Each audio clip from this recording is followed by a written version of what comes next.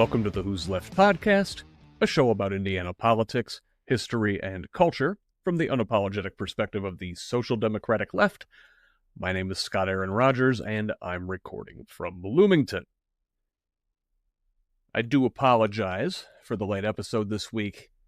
Had a little problem getting all the guests' videos to upload, but we eventually got it done. Plus, I put out 2 last week, so cut me some slack. Anyway, I'm glad we got the kinks worked out because I get to share a really fun conversation with you. Last week, Dr. Michael Shaffer told us it was okay to be mad, and we shouldn't be afraid to use some choice words, if necessary. That is permission, an invitation even, from a longtime school principal to swear. Not that I needed it. I was swearing plenty already, which you know if you've been following me here. I've been preparing for this moment since I was like 10. Now, I didn't plan it this way, but serendipity would have it that the next interview on my calendar was with my guests today, who represent an organization called Bitches Get Stuff Done. Blythe Potter is a repeat visitor to HoosLeft, a veteran and small business owner. She is a 2-time Democratic candidate for office, coming up short in a 2023 run for Bargersville Town Council and again in a 2024 bid for County Council in the Republican stronghold of Johnson County. Blythe is the Indiana chapter lead for Bitches Get Stuff Done. Heather Ryan is also a veteran, former candidate, and a longtime political activist in Iowa. She founded the organization in 2022 shortly after the Supreme Court's Dobbs decision overturned women's constitutional right to abortion. Through networking and training, Ryan motivates others to use a more brash style of activism to bring awareness to often overlooked state politics in this attention economy. In this conversation, we'll talk about Bitches Get Stuff Done, its humble beginnings, and how the organization has grown. We'll talk about how you can get involved, we'll laugh a lot, and we'll swear a lot. Before we turn to the interview, I want to thank all of you for your support, especially those who have made the leap with a paid subscription. Your contributions have helped me make meaningful connections with fascinating people from all over Indiana and beyond. We are building a network of Hoosiers dedicated to making the state and its government work for all of us, not just the wealthy and connected few. Now, I work as a handyman contractor to pay the bills and work on this project whenever I can. I have so much more to give you, this community, and Indiana's future. My sore body and my brain both would prefer if we could afford to direct more of our energies here, but for that, I need you. All I'm asking is $5 a month or $50 for the whole year to help me write more, research more, organize more, and keep improving HoosLeft. And with that, it's now a lot easier to find us. Visit whosleft.us for all of our articles, episodes, archives, and that sweet, sweet subscribe button. We're also on Facebook, Blue Sky, YouTube, and TikTok at HoosLeft. Given the proclivities of the tech oligarchs, I'm reevaluating where I want to concentrate my social media presence. But until I figure all that out, I am still on Instagram, Threads, and Twitter at ScottRodge78 and at ScottRodge78 at Hoosier.social on Mastodon. Share on whatever social media platforms you use. Invite others. Leave reviews and feedback. Please help me radicalize Indiana. And thank you again. Now here are Blythe Potter and Heather Ryan. This episode was recorded on Saturday, January 18th. Hey, there she is, the mesmerizing Blythe Potter. Welcome back to the HoosLeft Podcast. Thanks. I love that I didn't have to beg. It's so nice to not have to beg for media. We always love to have you. And hey, you brought a friend today. I did. Why don't you introduce us? My friend I've never even met in the world yet, Heather Ryan. We met via TikTok, which is very appropriate, considering everything happening right now. But I saw several of her things in my feed, and I was like, "Oh man, this is amazing. We got to do this here." So I'm a fangirl. Awesome. So Heather, you are you the head of this organization? I would say I'm a founder. I'm not sure I'd consider myself a head. Wow. I would say that I came up with the idea, but the people in the other states and their other chapters have definitely run with their own thing. So I founded it, but they're definitely running with it. Awesome. So the organization Heather founded is called Bitches Get Stuff Done.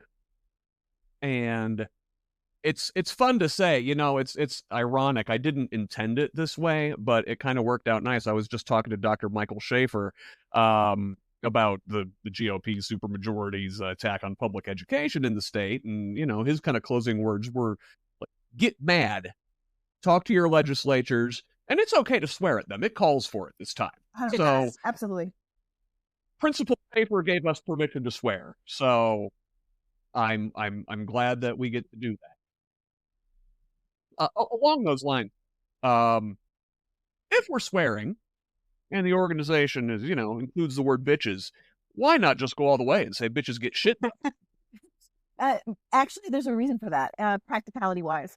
Not only I'm stealing the idea from AOC, and she's the one that said bitches get stuff done, and she stole it from Tina Fey. But practicality wise, there's only so much swearing you can do before media outlets start to ignore you. So I'm really skating on thin ice just with the word bitches. I add the word shit and I'm cooked. Good to know. Good to know. You got to keep that PG rating. PG-13, sure. Yeah, there you go. So, well, tell me about Bitches Get Stuff Done, who you are, how the organization started, and, you know, what you're all about. Sure. We came from humble beginnings. You know, we're in the state of Iowa, so not so different from you guys. It is supposedly red. The numbers would make you differ, but the people that are red are very local and they're kind of assholes. But it's a red-ish state, and yeah, that sounds familiar. We used to be known for our caucuses, not so much anymore, but during the caucus season, my niece and I were like, we should do something. You know, this is when everybody pays attention to Iowa. Otherwise, no one cares about Iowa. And so Ron DeSantis, I got a tip on TikTok that he was coming to what's called Freedom Rock. They're so cheesy. This guy paints these rocks with really bad paintings, and then they're all patriotic and everything. And people go flock to them and give him a ton of money. Ron DeSantis was going to a Freedom Rock with Bubba Sorensen. Bubba Sorensen's the legislator here. He paints the rocks. And someone gave me a tip. You should go harass Ron DeSantis. And I was like, oh my God, yes, I should. You are correct. And this is right after he entered the race. And we found out that he eats pudding out of the cup with 3 fingers. So we were... Pudding Ron. Pudding fingers Ron. So when we were driving from Des Moines to where the Freedom Rock is, an hour away, we were trying to think of what can we yell into the bullhorn when he gets off of the bus. And it came down to pudding fingers. Go back to Florida, pudding fingers. And oh my God, was he so mad. And it just blew up from there because it was only, you know, I'm a veteran, so I felt entitled to be at the Freedom Rock with this dick and, you know, chase him off. And so it just exploded from there. There were maybe 10 veterans total, myself included. The rest was media from around the entire world. So we got so much press for having a cowbell and a bullhorn just screaming, go back to Florida, pudding fingers. And then it just blew up from there. And then all of a sudden we've got all this media and we're like, big old rocks. And it's been great ever since.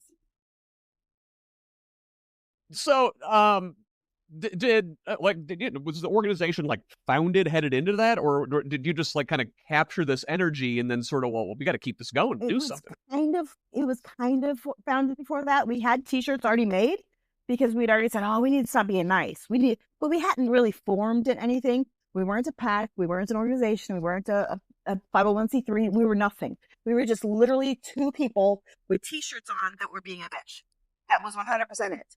And so after that, it just exploded. We all of a sudden got a ton of people ordering our shirts and, paying attention to TikToks. And it was just amazing. And then, of course, we got kicked out of the Iowa State Fair for trolling Ron again and for trolling Kim Reynolds.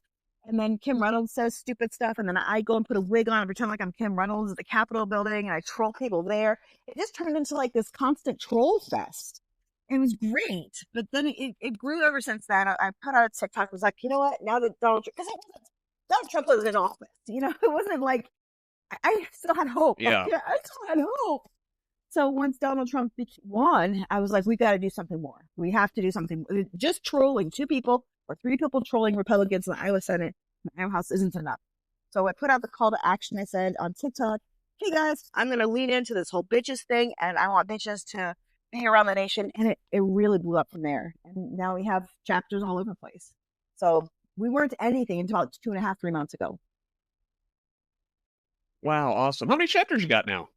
We've got 10 right now that have actually had meetings and have meetings on the schedules, but we have 30 that are forming.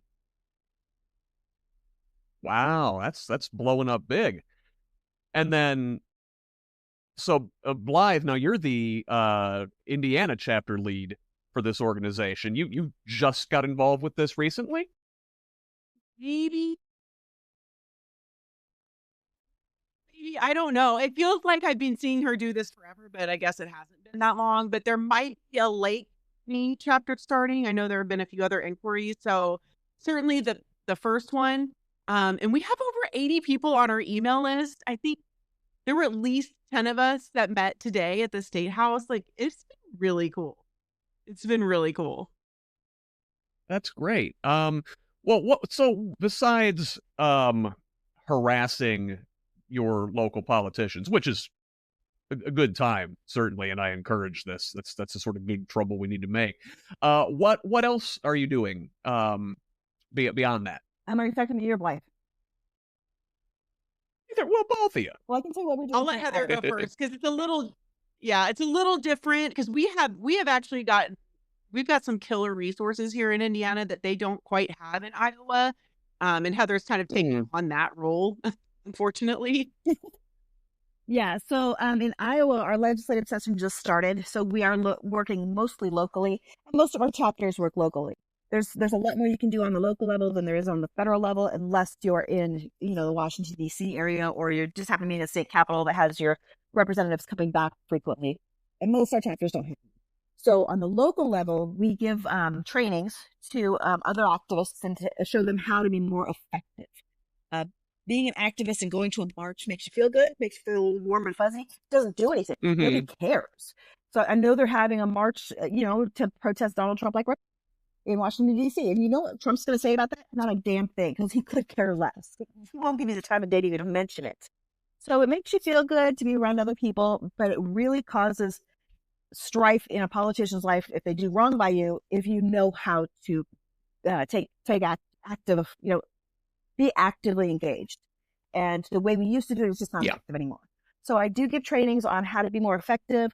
And here locally, we've been going to the Bible studies at the Iowa State Capitol, which is insane that's a thing that just came out of my mouth, but that is the thing that happens.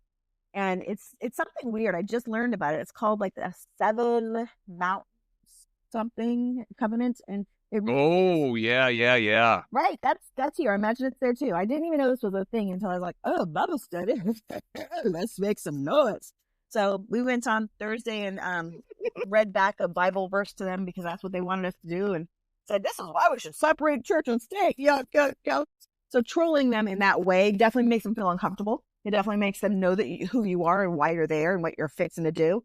And then that engages people, because if you put that out there in social media world, other people see it and they can become engaged.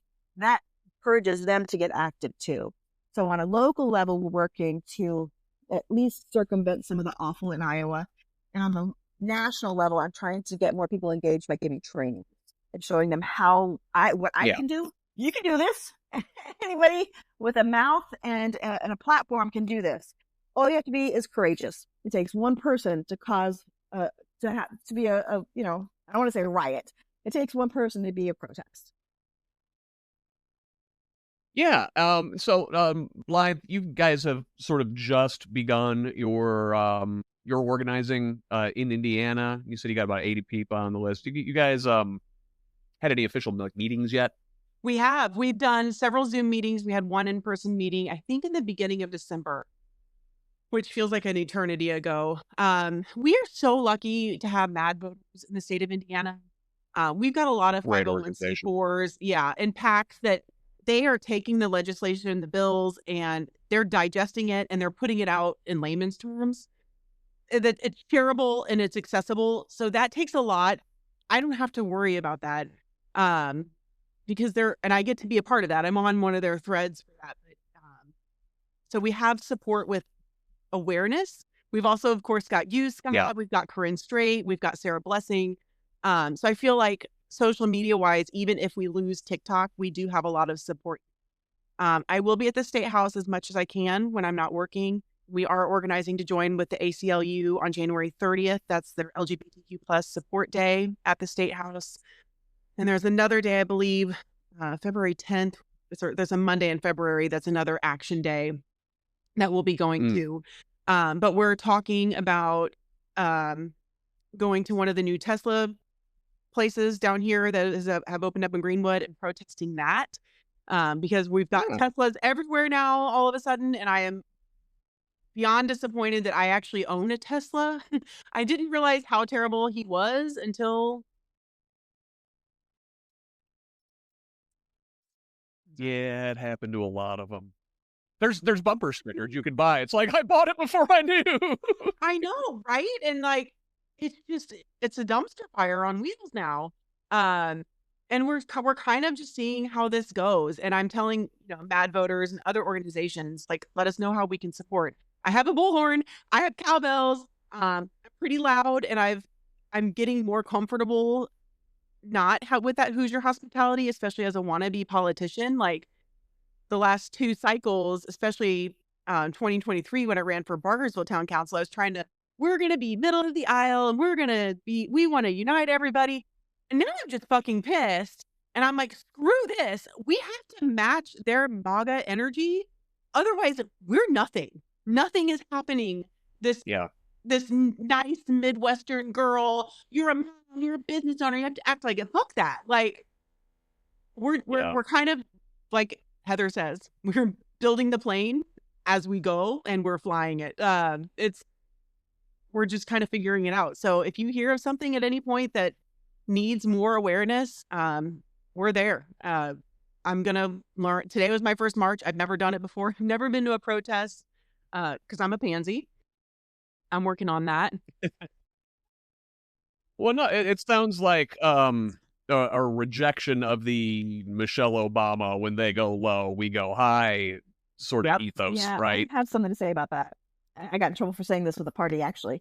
When they go low, I kick them in the balls because I'm done. Love it. Yeah, I got kicked out of a speech for saying that, but it's a fact. It is, but they're also starting to say that too. Michelle Obama is now. They're all like, there's different verbiage around this because you should send me a thank you. Not working, Michelle. Yeah, it's not working, and I think that's what's so powerful about social media, but particularly TikTok, because I'm also a veteran. I was an excellent soldier. I do really well at following directions, and I will exceed at being given directions. But that's a problem. It's a problem for women. It's a problem for Midwesterners, and seeing someone like, we have a lot in common, right? Heather and I, like, okay, this is safe. She's doing it. She's getting support. Let's do this. Corinne is doing it. She's not been like taken out in the streets. So I think it's really cool to kind of see these women, and a lot of them younger than me,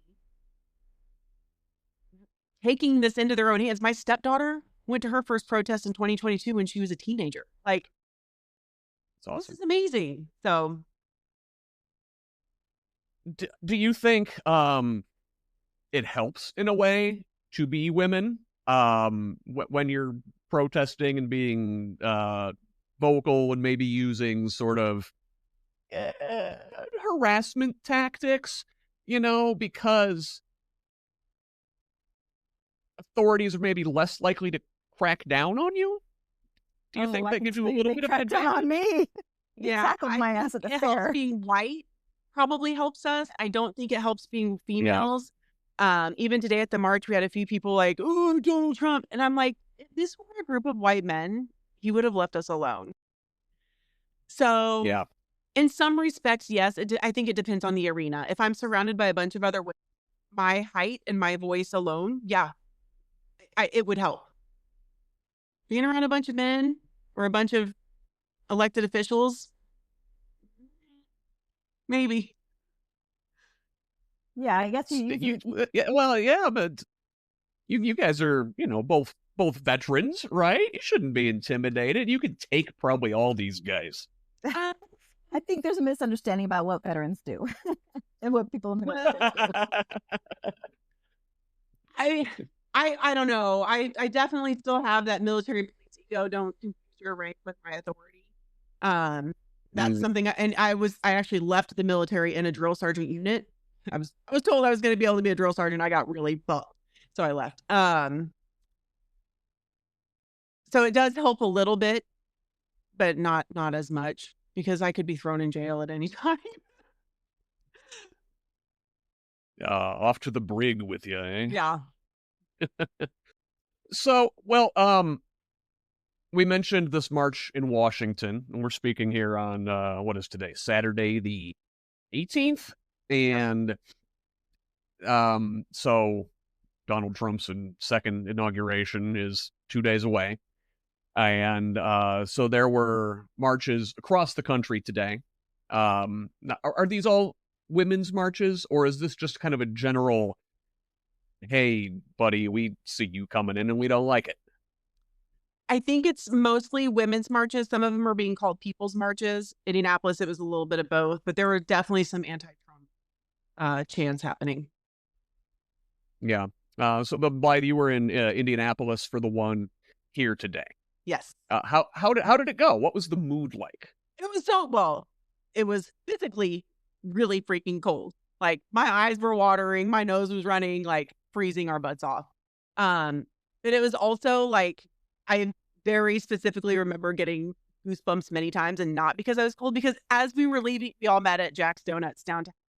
The Bitches Get Stuff Done crew. So there were like 10 or 15 of us, which I was like, and then as we were walking to the Monument Circle, you just like suddenly start seeing all these people joining with signs and cameras, and the lack of press was pretty upsetting.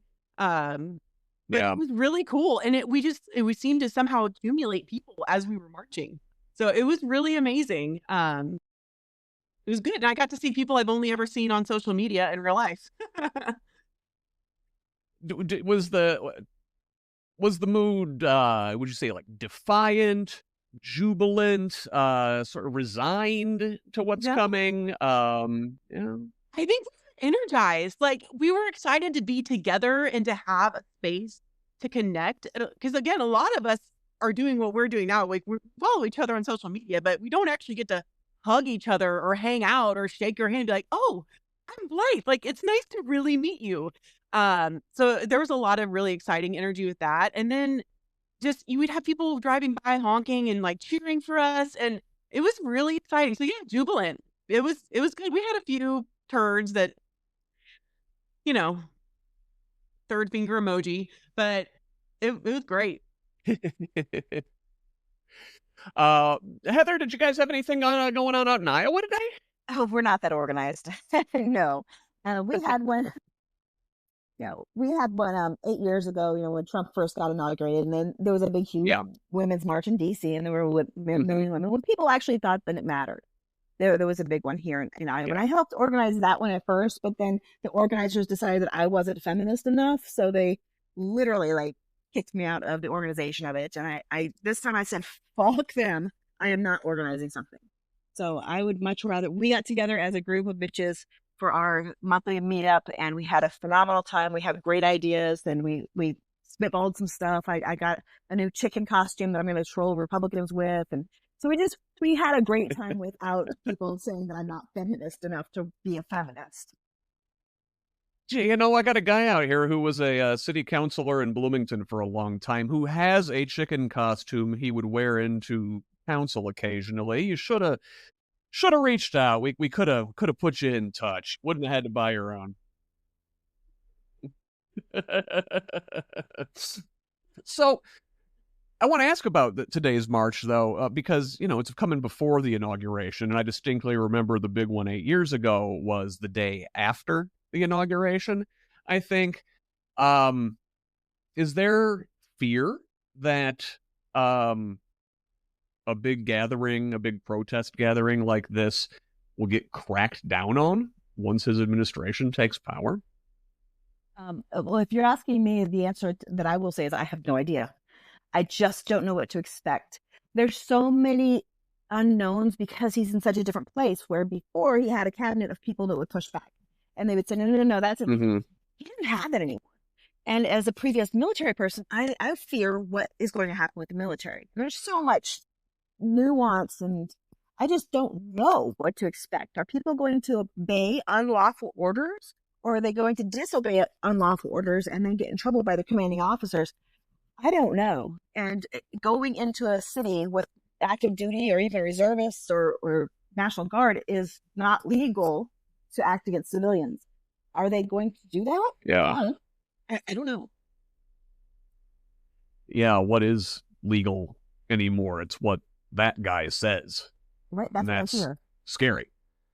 It's very fluid right now.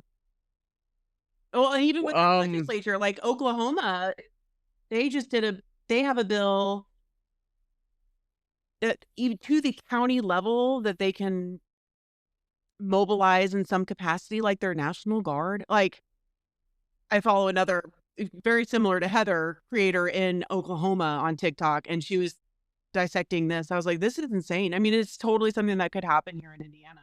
So there's nothing less American that I can think of than cracking down on protest.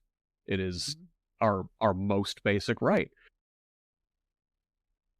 So beside that, I mean, there is a sort of fear coming in. Like, what are your other immediate concerns in the coming months as Republicans sort of consolidate power at the national level and here, in our states? What are we thinking is in store, and how are the bitches preparing for it? I don't know. For Indiana right now, we're focusing on getting people either to the state house to testify when they need to, or calling their legislators every day, whether it be state or federal. There are some bills, especially with our budget. I'm sure you have seen, Scott. Each year they're reducing the budget for public schools by $500,000. That doesn't include the vouchers. So that's going to affect, I mean, the counties are going to be losing $4 billion. Like, it's just mind blowing. So right now, just trying to show people how to contact their representatives and their senators, how easy it is and how little time it takes. It's not like I'm calling Rod Bray and be like, hey Bray, it's Blythe Potter. Can you talk to me? No, I'm talking to their voicemail. So, being active in that respect is civic duty. We don't have to be registered voters to contact our representatives. We don't have to vote to be pissed off about these bills. So I'm trying to get that message, at least in Indiana right now. That's my number one concern, is getting people to contact their representatives on every level that needs to be contacted to tell them, stop this. Please stop this. I don't know if it'll work, but we're trying. Yeah. What about you, Heather? Yeah, I mean, Blythe's absolutely right. Getting people active. My goal is to keep people informed. There are so many things that go under the radar that people don't realize are happening. And then by the time they feel the repercussions, it has been too late, like way too late. So just keeping them informed and putting it out there onto the socials and letting people know, God, that has really caused a lot of people to say, what? This is what? When did this start? Well, we've had prayer meetings at the Capitol for apparently dozens of years. Who knew? So that's my goal, is to keep people informed. We did form into a state PAC after everything happened. And so we have, now I'm a lobbyist, quote unquote. So I get to go to things I didn't get to go to before. It's so exciting. I'm sure that the Republicans are a little bit less happy about that than I am.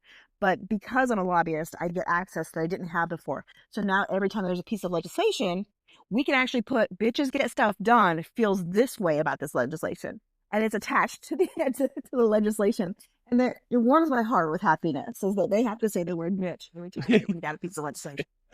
Oh, makes it so happy. I'm just overwhelmed with happiness. Oh, I get the impression these guys probably say that word a lot. Oh, that's what they call me a lot, sure. But I'm okay with that. We're taking ownership of it. Like, I don't understand how, and this just goes back to the patriarchy, right? Like, if men use their voice and speak up, that's confidence and knowledge and power. If women, those bitches, like, what birthed you? Like, you would not be here if it weren't for us. So shut up. Like, we're trying to reclaim that energy.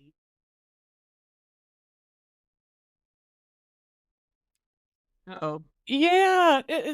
Boy, things have taken definitely a step back, haven't they? That was hilarious.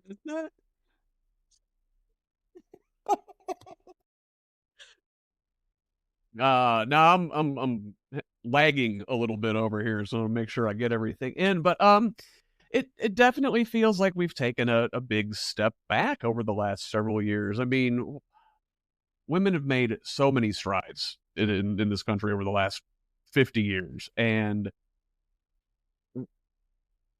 we always seemed like things were getting better and moving forward and going up, and people were getting more rights, and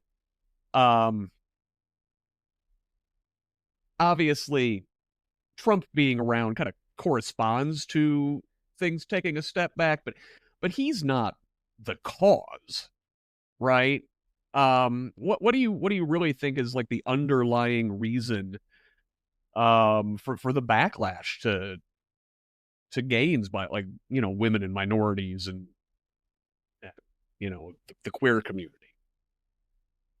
Well, I think that the movement's always been there, right? He just gave voice to it in a way that had not been given before. So he is able to grab a hold of the reality TV aspect, where he can take it up a notch and he can really amplify it in a way that nobody else has ever done before. And because of that, and because of reality TV, people think they think he's smart. They don't understand that all of that's fake. They really see this on TV and they internalize that. Oh, that must be real. None of it's real. He just knows how to exploit it in a way that no one's ever done. So it's always been there, that underlying racism, underlying sexism, but these guys just didn't know how to express it before. I really think that he's brought it to the forefront, where he's not only like, you can express it, but the way you express it is to be loud and in people's faces and mean and awful, and they love that whole persona of being horrible people. Yeah, Blythe, I saw you about to say something there. You had a thought. I think there's so much to it, and I think for a long time, the bulk of the population just trusted that things were going to still be okay. I even remember in high school, we had our mock elections. Like, I was the party president who ran on keeping abortion and recycling. And even then it was still, we talk about abortion, but it was legal, right? We're not going to lose abortion rights, right? Right. But I also think it's so much deeper than that. Like, women and minorities and the global majority have generational traumas. White men have generational privilege, and in America, it is beyond rampant. It's like somehow the Puritans never actually left the DNA or their nervous systems, and it's always just been rumbling underneath. Like, you've got the KKK. They've always been there. we've been able to make strides, but then we get better. And then those of us who oppose it, we're like, oh, it's fine. We don't need to keep fighting. This is something we are going to have to start telling our children. You will have to continue to fight for this. You will have to continue to pay attention to bills. If Kamala had gotten elected and we had the blue wave we wanted, we would still be having to pay attention to this because they hate so much that they will spend this energy to make our lives and our future generations' lives miserable. And that's all they know. So I think there's so much that has gone into it. Just the organization of money and hate amongst I don't even believe it's the Republican Party or the GOP, MAGA. I mean, it's just this little terrorist organization that used to be called the KKK. Like, they're just bad. And somehow they've managed to gain so much power. And I don't really know what happened, but we'll have to fight it for the rest of our existence. If we can do it. The billionaires discovered that they're really useful. Yeah. But very much, thing, right? It's all about spinning. You had Ronald Reagan. He was also an actor. It's all about and that's what it's always been. You have legislation. Whoa, well, this says this is a Ukraine aid package. We're going to take away TikTok.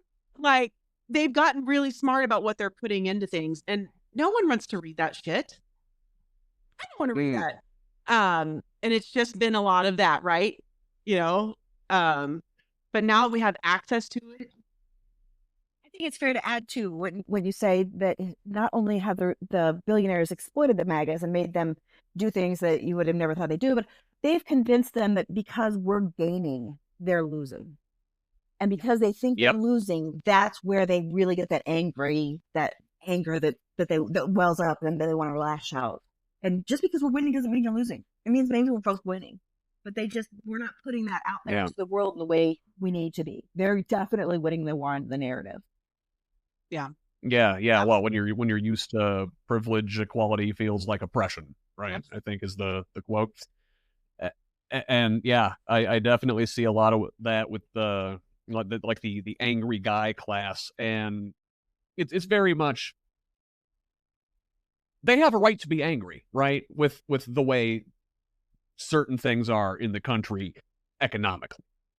And it turns out it's those billionaires and the wealth class that have crafted the world that they're actually angry at. But so then those guys have to make sure that anger is directed not at them, but at you, at queer folks, at, minority populations. One thing I think you guys are really onto something. You mentioned Trump and being exceptionally awful and loud, and it's an act, right? It's a work.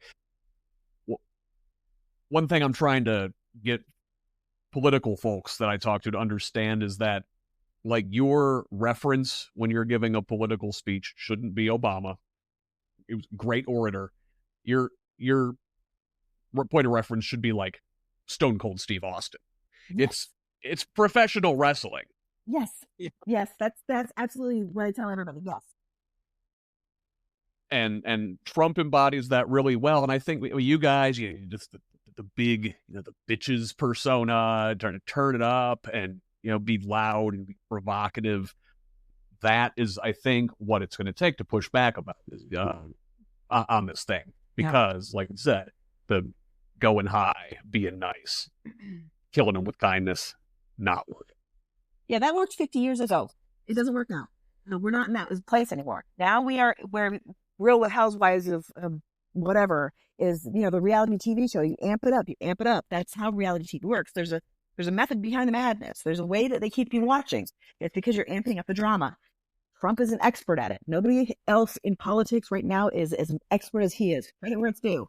He amps it up, he leaves a cliffhanger. He amps it up, he creates a fight. He amps it up, he leaves a cliffhanger. There's always something you can bring back to his reality TV days.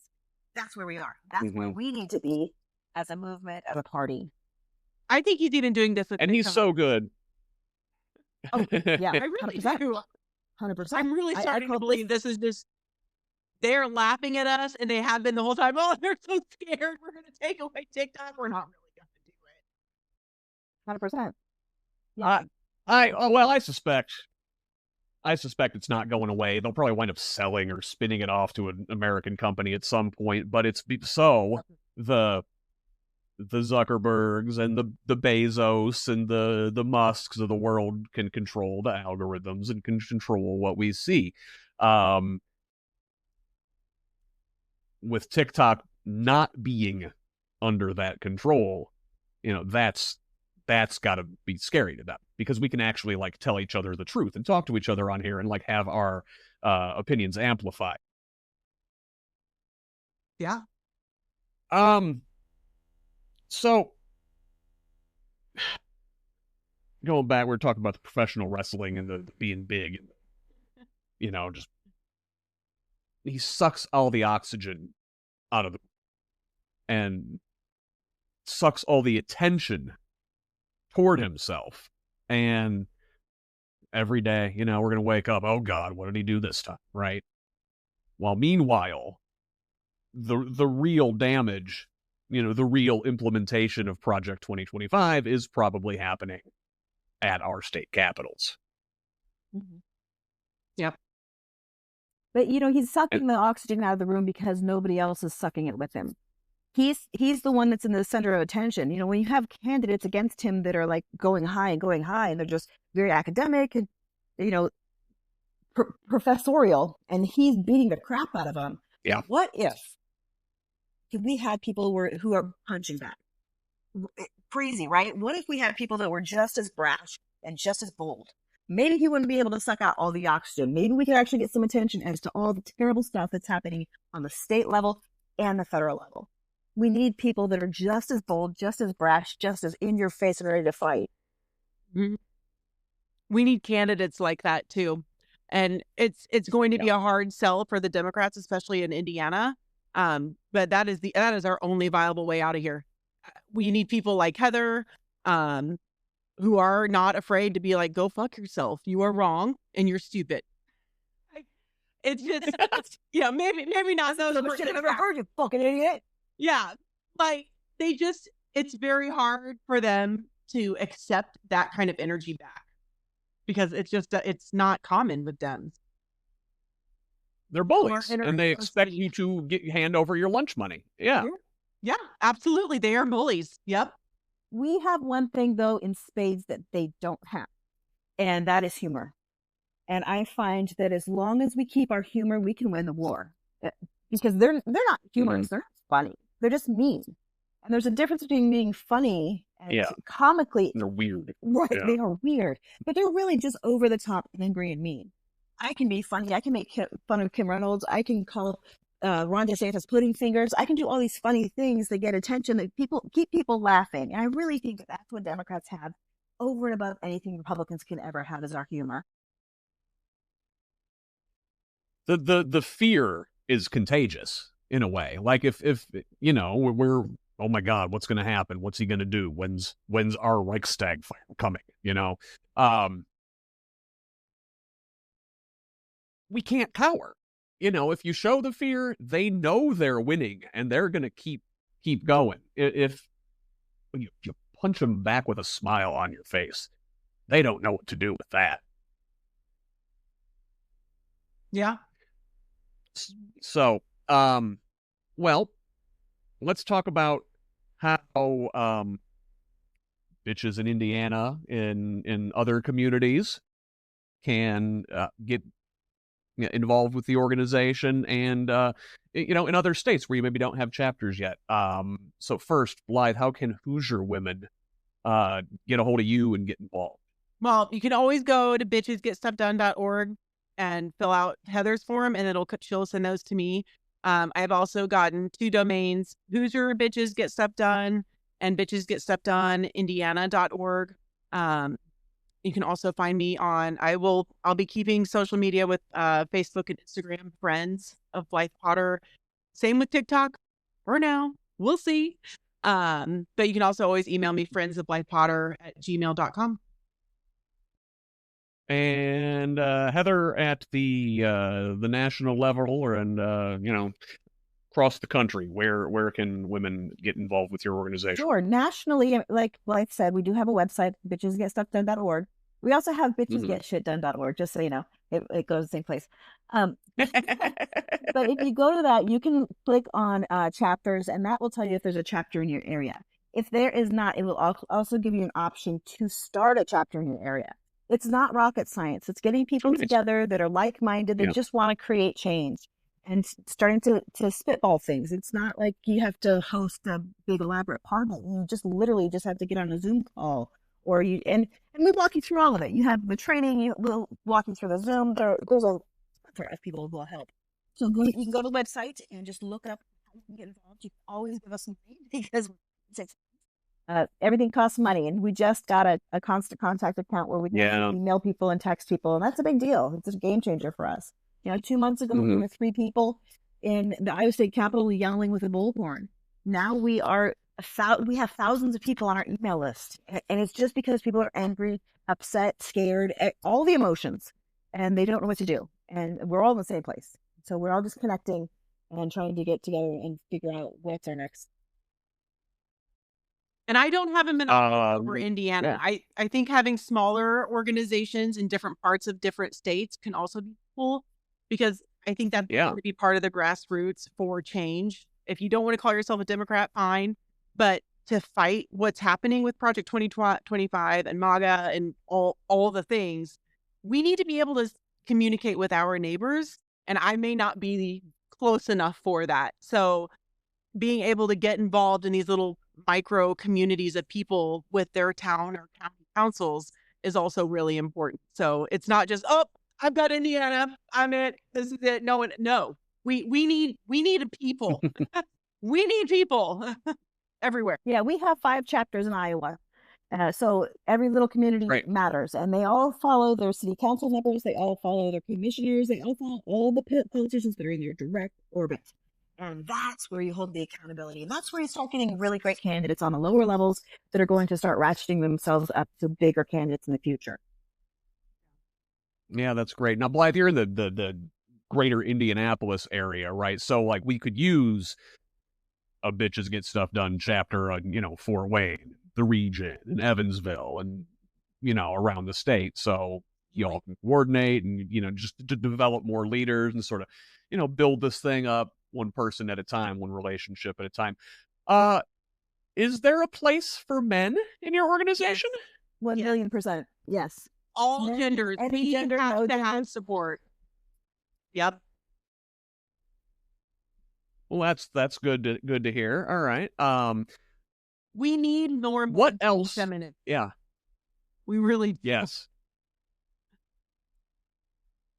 What else do you want to make sure we talk about here today? I want to make sure that people realize that this is not the end of the road. We still have a lot of fight left in us. It's a terrifying time. I'm not going to lie. I'm just as scared as anybody else. But I'm not disheartened. I have experienced so much joy being at the forefront of this organization that started from absolutely nothing. And 3 months later, we have thousands of people on our email list who want to get active. And with that much enthusiasm that quickly out of nothing, it's heartening. It's great. It gives me hope. And I hope that people realize that we're not hopeless, that there are things we can do. We won't ever be able to stop. Not going to lie. Because every time we get apathetic, every time we get complacent, that's when they take advantage of that. And we're feeling that right now. But with this kind of momentum, my God, I feel hope. And at a time where I probably shouldn't. Well, yeah, those times when you shouldn't are when you need to, Yeah. Well, and that's one thing you learn in the military is complacency does kill. And it's easy to be complacent because you don't actually understand that. And I'm 1,000% guilty of it. I wanted nothing to do with politics. I actually still don't. I would love to bury my head in the sand, but I cannot. But also with Bitches Get Stuff Done, there's so much autonomy. So if this is something someone wants to get involved in your area, it's not like, well, this is what Heather says we do, and this is how we do it. If I want to make a post criticizing something, Heather's not like, oh, you should have said it this way. It's not going to be like your traditional Democratic Party, or which we all need. Democratic parties need facelifts on county, state, and federal levels. We need to be able to be more aggressive and more active. But if this is something that someone does elsewhere in the state or the country, there's a lot of autonomy. You can really take it and like make it your baby and make it what you need it to be for where you are. But Heather is there to be like, oh, this is what you need. This is the bullhorn you need. These are the cowbells you need. You should stand on this side of the property line. Like things like that I would not know. But I know Indiana and I know Johnson County and I know how to push their buttons. Heather wouldn't necessarily, and vice versa. So the autonomy is really nice too. You can be a bitch on your own schedule. That's great. Do you have anything big coming up that we need to know about? Any events? Blythe, when's the next Hoosier Bitches Get Stuff Done? I am going to go ahead and say we're going to do next Saturday at 2 p.m. I will put that meeting together right now and then stuff. And that's the 25th? Yep, the 25th. And I will also update that on the web pages. The Hoosier Bitches Get Stuff Done will plug to my normal website. But I am updating when I'm going to be at the State House and things like that. And we're always happy to add things. I love to know when people are planning to do stuff because I don't have guys in here. So anyone can send me events, but that'll be the next one. Yeah. This is one thing that I as a man struggle with is like keeping things organized, and this is definitely one of those things where bitches get stuff done. Is making sure everybody shows up on time and gets where they need to be and has everything they need. Then I'll show up. Never mind. Fair point there, yeah. But yeah, that's all of us who have, grown up in a home with a mom, we know who makes things run in the house, right? And I mean, isn't what's most terrifying to most of these men in power right now? They know we run the show. I'm sure many politicians have their wives like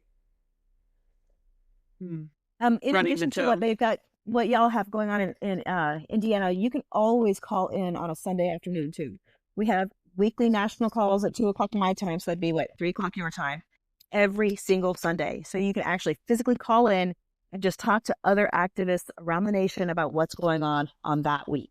And that's every Sunday. And you can be from anywhere and do that. And all of that information is on the website at bitchesgetstuff.org. That's fantastic.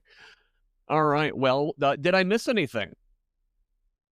I don't think so. Thank you so much for doing this, Scott. Yeah. Oh my gosh, it's absolutely great.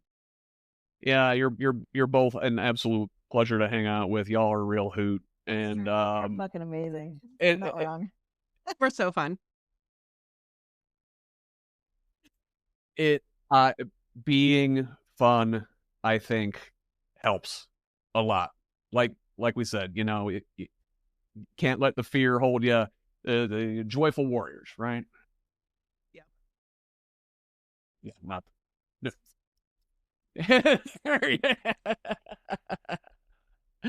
Even better. All right. Heather Ryan, Blythe Potter, thank you so much for joining me here on the HoosLeft Podcast this afternoon. Thanks so much. I appreciate it. Once again, that was Heather Ryan, founder, and Blythe Potter, Indiana chapter lead for Bitches Get Stuff Done. Few words in the English language carry as much historical baggage and cultural charge as the word bitch. We all know its original meaning as a female dog. That's why it didn't make George Carlin's list of 7 words you can never say on television. But over time, it evolved into an insult used primarily against women to belittle, dismiss, or control them. Yet, in recent decades, women have begun reclaiming the word, imbuing it with power, defiance, and solidarity. The word bitch dates back to Old English, where, like I said, it was a neutral term for a female dog. But by the Middle Ages, it also came to be used to describe women considered lewd or morally depraved.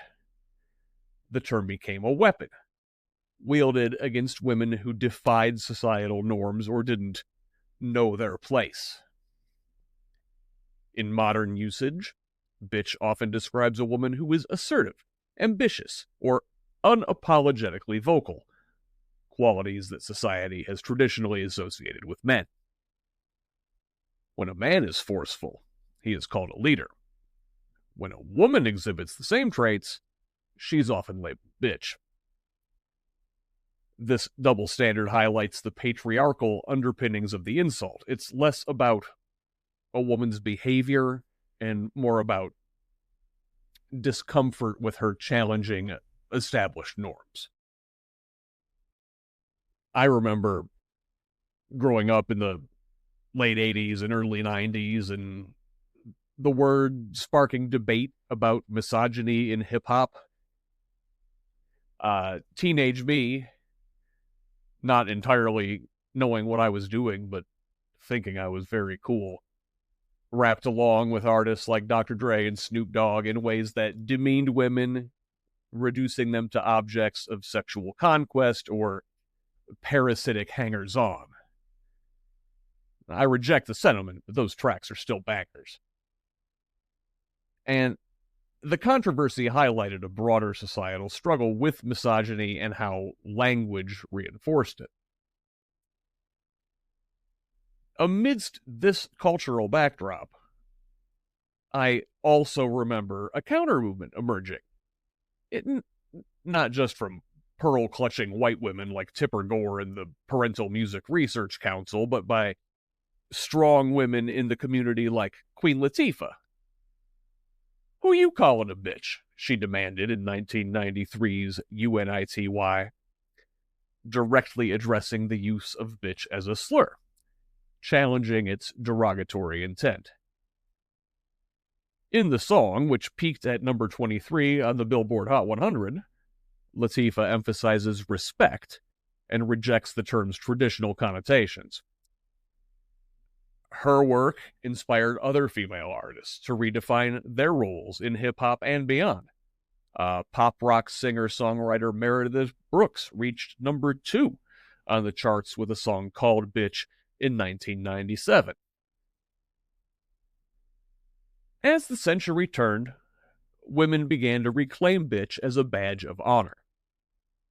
Pioneers like Tina Fey popularized the phrase, "bitches get stuff done," celebrating the grit and determination of women who refused to be sidelined. Reclaiming the term doesn't erase its history, rather it flips its meaning, transforming it from a slur into a symbol of empowerment and resilience. This reclamation was evident in my discussion with Heather and Blythe. The organization's very name embodies their mission, using boldness, humor, and grassroots activism to hold politicians accountable and foster change. Reclaiming bitch is about more than embracing a word. It's about dismantling a system that punishes women for being assertive. Heather said, "When they go low, I kick them in the balls." Her unapologetic energy captures the essence of the movement.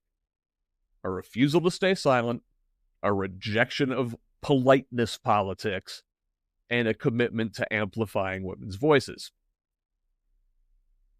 Their work also underscores how humor disarms opponents and energizes supporters. As Heather also noted, Republicans are mean, but we're funny. Their approach combines levity with seriousness because you can wear yourself out real fast doing this work if you're not having fun too. The reclamation of the word bitch is a microcosm of the broader feminist fight for equality. It challenges the societal narrative that women must be docile, agreeable, and deferential. By owning the term, women like Heather and Blythe are reshaping it into a symbol of defiance and determination. As Bitches Get Stuff Done expands, their grassroots model offers a blueprint for activism.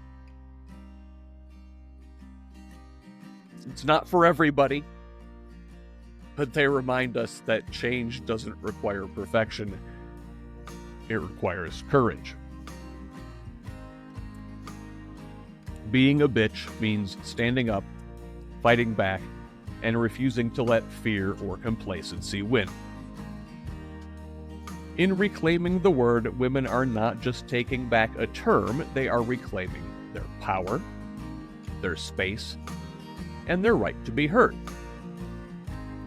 In doing so, they remind us all that getting stuff done often requires challenging conventions and embracing the boldness of being unapologetically yourself.